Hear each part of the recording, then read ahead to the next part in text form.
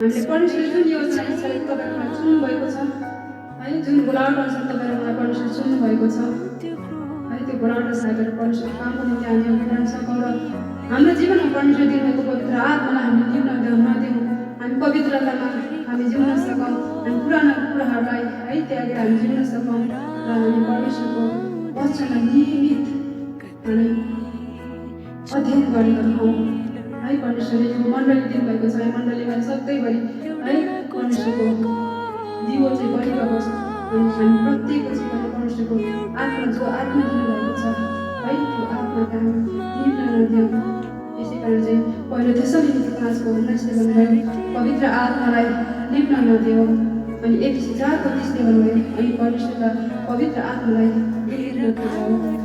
अनि लेवीको पुस्तक 6:12 13 भन्नुभयो, वेदीको आगो जरि नै रहोस् र त्यो लिप्न नपाओस्। हरेक बिहान पुजारीले त्यसमा दाउरा थपौँ र होमबलि आगोमा मिलाएर त्यसमाथि मेलबलीमा ओसो जलाउन्।